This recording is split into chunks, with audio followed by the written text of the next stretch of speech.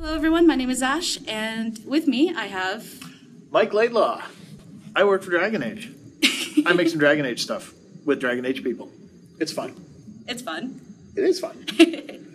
So I wanted to sit down with you and not only talk about, obviously, Trespasser just was revealed, but also just in general, let's start with the first question. I want to know, how are you feeling? I mean, it's a year after Inquisition. About that, yeah. Yeah, basically released, and I want to know, how's it feel to be wrapping things up?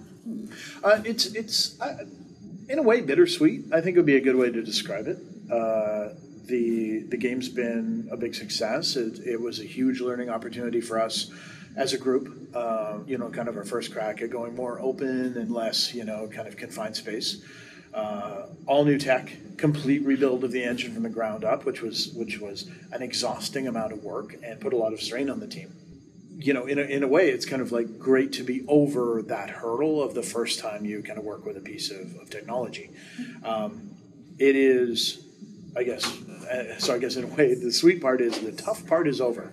Where it gets a little bit more bitter is that, it's been a successful game. These are characters that we've developed and we've built up, and they're, fairly well loved among the team as well as outside of the team. Inquisition is a chapter of a world, and we will ultimately move on from it. And all those characters won't, be quite as present in a future chapters, which is what we do. At the same time, it means that they don't get played out or, overdrawn or, oh gosh, this cameo showed up one more time. So Is that run for another game? Sure. I mean, it's like, I think a character just showing up, if you use them too much, especially when they're put in there just because they're popular as opposed to because they care about the things that are happening, then I find creatives tend to disconnect some, and the character loses some of their magic.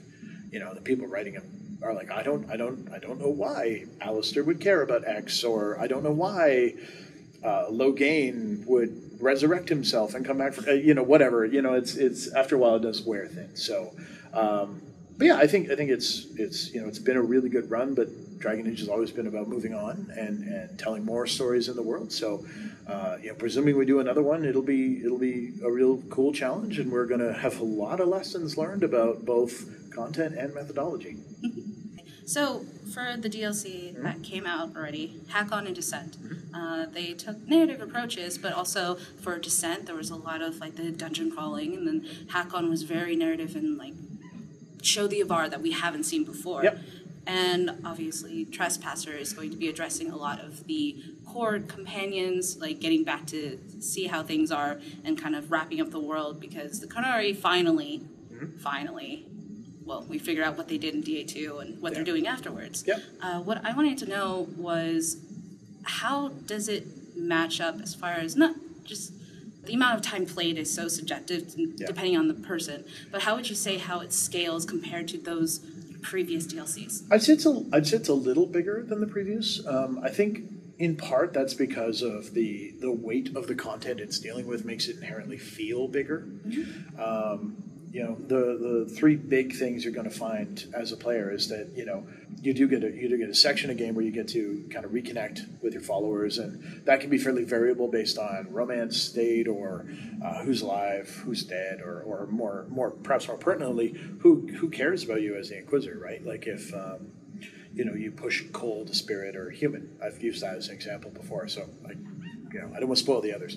That changes his scenario, and you kind of meet him and see how he's evolved. And while that's not going to be 5 hours of content per follower or anything like that, I'm sure people would actually love that. But we wanted to also balance it against kind of a one last adventure as the team gets back together 2 years later.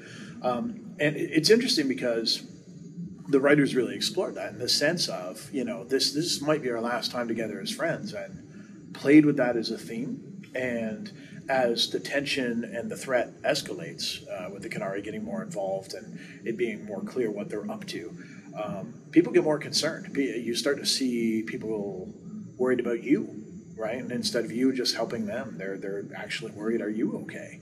And it creates a really interesting tension, because what it explores thematically, and I think this is what adds this sense of size to it, is what the ultimate fate of the Inquisition should be and whether the Inquisition is ultimately a good thing to continue existing. Because it was formed with a purpose and the purpose has gone away. And the way it explores this is in a lot of ways by presenting the Inquisition in a very positive light and then showing the cracks. And then, but reminding you of the positive, but then showing the cracks again and doing this almost this tension, push-pull that we've sometimes talked about being almost evocative of the way the decision behind the Krogans in the Mass Effect arc kind of played out, right? Oh, the Krogans they would be great help. Yeah, but they almost took over the galaxy. Yeah, but Eve is amazing. Yeah, but they, and so on and so forth. When you get to the decision, you're ultimately trying to figure out the fate of the Inquisition, and you know, it's going to be, I think, your decision, and I don't think any of them are right or wrong. They're just what you want to do as a player, and that's a really cool state to be in. For sure. So I have a lot of different scattered questions, not only my questions, but a lot of the people in the community, and answers. Yeah. So how long did it take to develop Trespasser, and when did you start actually making it? We started on Trespasser almost immediately after HackOn.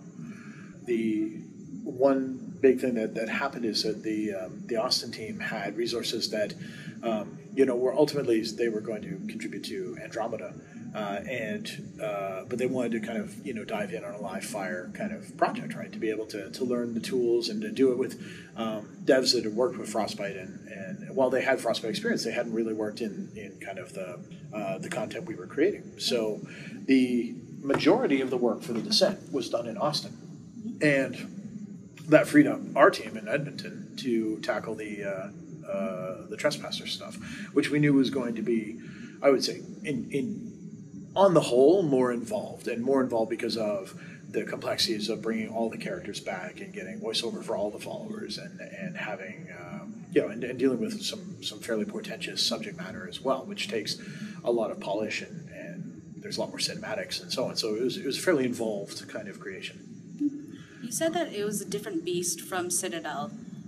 As far as Trespasser goes, how do you mean Citadel happens fundamentally midway through the story, and it's pretty easy to forget that because it came out as the last piece of content.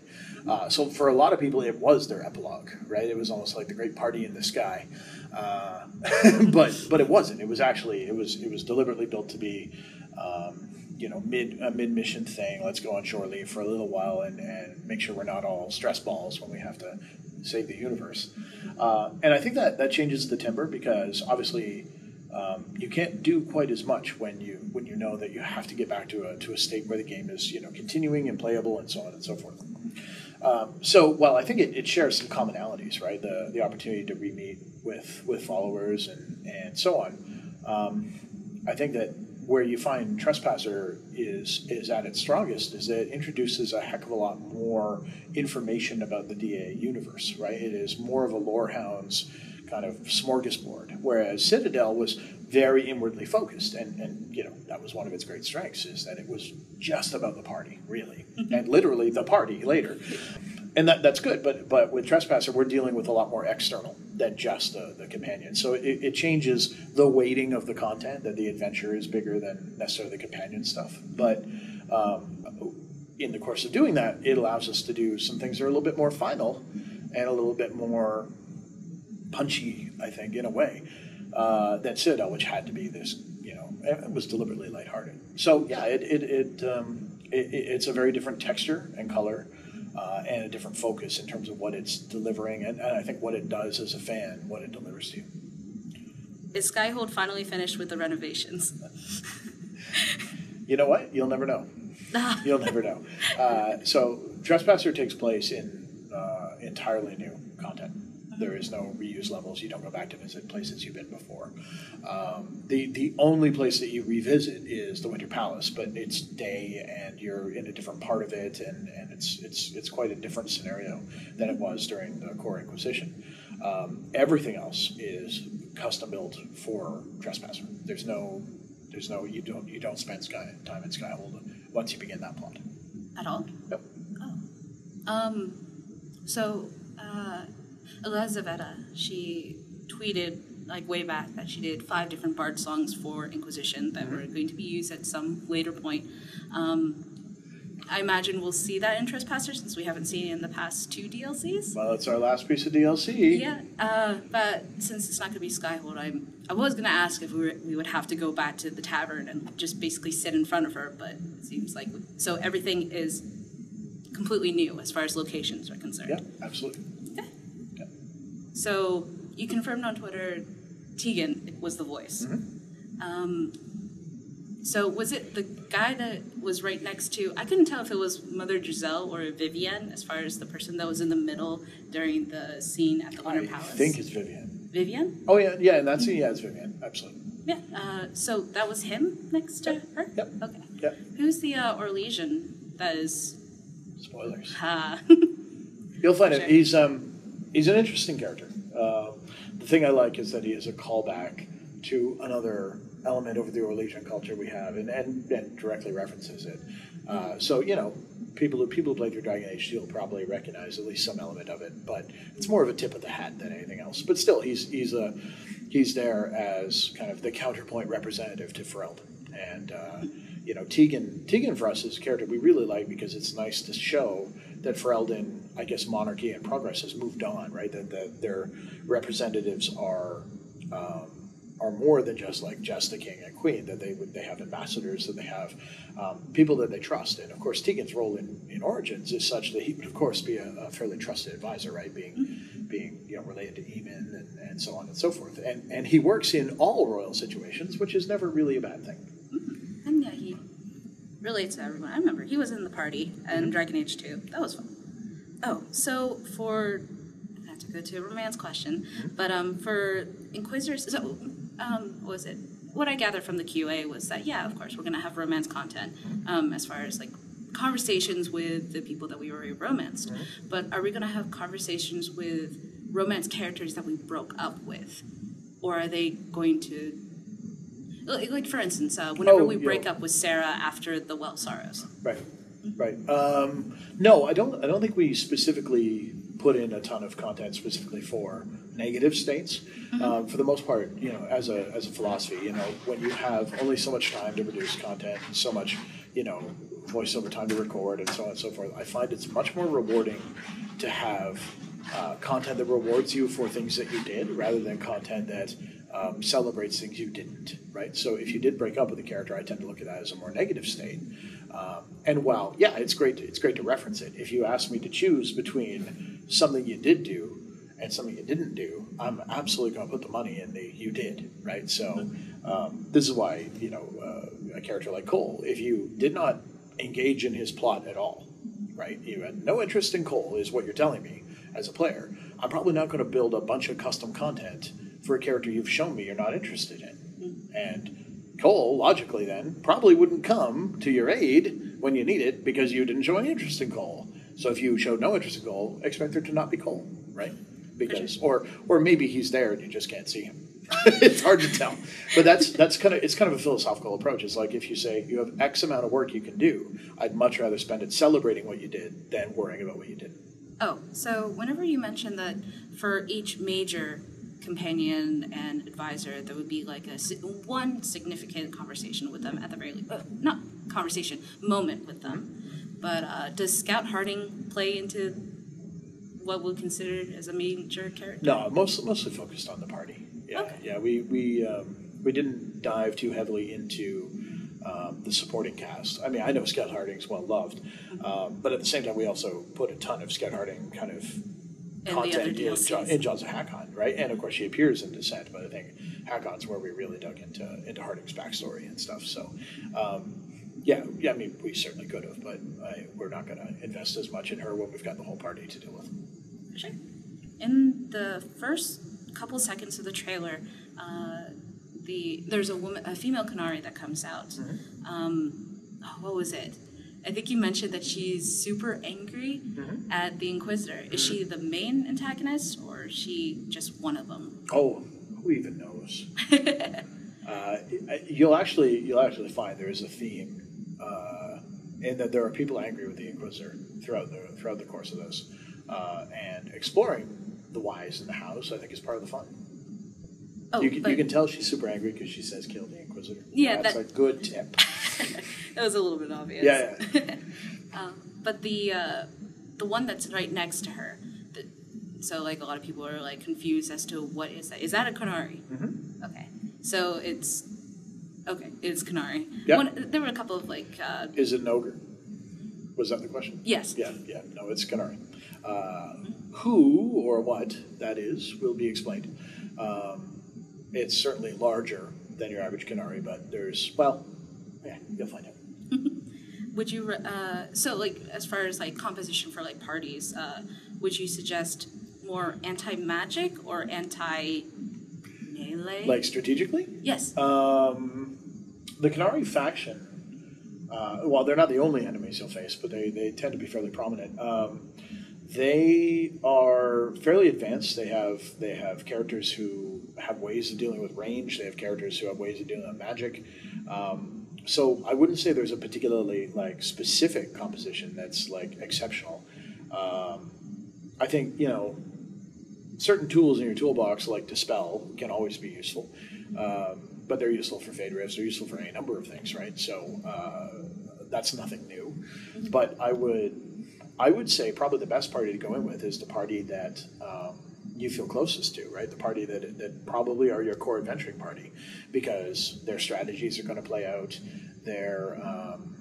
Essentially you're going to have them geared up and all that stuff. So you'll have all of that as an opportunity for you to make sure. And that's, in fact, that partly leads to why we decided that in the case of characters like, say, Vivienne as Divine, we did want to create a scenario that was dire enough that it made sense for Vivienne to abdicate her for role. a moment. Well, not abdicate, decide but what happens, but for a moment anyway, make sure that she was available to help you. Because for some people, Vivienne might have been like, oh, okay, she has the heal spell and everything as Knight Enchanter. She might have been principal, so having her just like there but not helping, we wanted to make sure the scenario made sense for her to be like, well, no, I'm not ignoring this. Excuse me, darling. Oh, now I remember it. As far as like gearing up our companions and preparing for this DLC, the first question I had is that should we already have everything outfitted by the time we decide to click? Right, yeah. Absolutely. Will there be a chance to like, oh, I messed up, I forgot my armor, can I retrieve from my storage, or can I recraft something real quick while at the Winter Palace? You ready for a hot take exclusive? Go for it. All right. So we haven't talked about this. I'm glad you asked. So in the Winter Palace, there will be a complete set of facilities for crafting new armor. There will be weapons, runes, enchanting. There will be a store. There will have access to your storage chest. You will have access to virtually everything you have access to in the Undercroft. And better, you have access to the Golden Nug, which means that if you find cool stuff in the course of Trespasser, you can upload it to the Nug, which means it's now available for your other characters earlier in the game. If you find a schematic, and there are schematics that you can find. So you probably want to do that. Yeah. So yes, that's something we thought about very carefully because the game is essentially a self-contained bubble, and because it takes you to the Winter Palace, we wanted to make sure that if you had forgotten to equip a suit of armor or something, that wasn't like a catastrophic failure or reload the game, because nothing quite takes the shine off a piece of new content like that. Having to go back. Exactly, yeah. You can even there's a herbalist shop where you can pick up herbs and upgrade your potions, and if you're spending a ton of money, you can basically get geared up as you want to. Cool. So you also announced the wardrobe and that whole thing with being able to change your outfit while you're in Skyhold, but are we able to change our outfits while we're at the Winter Palace?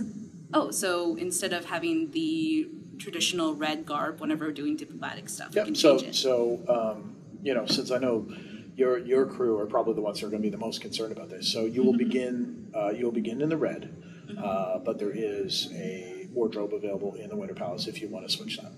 Cool. Yeah, so it's available. In developing the feature alongside Trespasser, it was very easy to test and to make sure that, again, if the scenes worked in Skyhold, all the testing we did there, it was very easy to make sure that they also worked in Trespasser. Okay. One of the questions also, since you did say it was in a self-contained bubble, are we still able to play after that bubble is done? No. When Trespasser is done, the story is done. Completely done. And Absolutely. we'll need to revert to a completely different save if we want to If you want to go back play. out into the open world, that's right. So this is what makes this different, right? It's not a midstream thing at all. It is an epilogue, and it is an ending. Absolutely. Okay. Oh, I should have asked this earlier, but I forgot. How involved is the Masked Empire? During the panels, there was like talk about how there's a difference between what the elves see versus what everybody else sees and experiences. But would you say that Masked Empire is, as far as the storyline between Briala, Gaspard, and Celine, does that at all play into Trespasser? I think so. Obviously, we're exploring Illuvians, and Masked Empire dealt pretty heavily with that. So that will come up, but it's not like Trespasser or Masked Empire is not required reading to understand this by any means. We dealt with the Illuvians in the core game too, right? So well, I can guarantee you've been through an Illuvian if you've reached this part and you can play through Trespasser because it's the end of the game, right? Yep. See, there's some advantages, and the nice thing there is that it allows. It allows us to tell the story with the Inquisitor and go, oh, wait, I know what this is, because we know you know what it is. There's elements of Elven history that came up in the course of Masked Empire that I would say factor in more than this. But reading Masked Empire is, we might have to go out there, but reading Masked Empire is, it's helpful, and I enjoy the book, but it's not a mandate by any means. For sure. Yeah. Okay, and mainly, I'll leave it since it's already starting. Sure, yeah. To one last question. So, with Trespasser done, what are you going to be doing afterwards? Oh, I don't know. Take a vacation. Maybe have a few beers. I don't know. It's essentially the majority of the team will continue to work on Andromeda, right? They'll move over to support Mass Effect.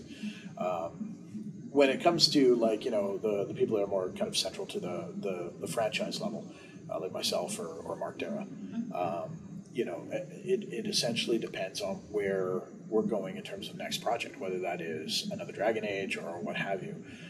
If it's something new, right, the logical flow is that, and at times we struggle with having the time to do this, is to take time to build up a vision and talk about core principles behind the game and ensure that, we're making a X-year plan, right, that's going to deliver something amazing. And take a look at other games that are out there and what they're doing really well. And I mean, this year's a bumper crop of amazing RPGs. Witcher's amazing. I'm really enjoying playing it. Fallout looks like it's going to be killer. And, Bloodborne was fantastic if you're into action. So there's so much good stuff out there. Play catch up, think about what other games are doing. Remember what Dragon Age does. And if it's going to be another Dragon Age game, then we go for that. And if not, we either got some IP building to do or we've got, I don't know, who knows what. But that's the nice thing is it becomes not a quieter time, but a time that's more about long-term thinking rather than actual, of the moment creation. Right. Well, thank you so much. I No really problem. appreciate it. Absolutely, Ash. This was great. Yeah, cool. Thank you everyone for watching. This interview was recorded live at PAX Prime. Thanks again to Mike Laidlaw for giving me the opportunity to interview him. You can find him on Twitter at Mike_Laidlaw. Dragon Age Inquisition's last DLC, Trespasser, will be available September 8th. I'll be streaming it that day, including giving away a few goodies, such as an Elcor plushie, a few PAX exclusive playing cards, and a PAX exclusive golden nug. But for now, don't forget to subscribe to the channel for more BioWare and gaming. Take care, Fan Hadal and Ansel.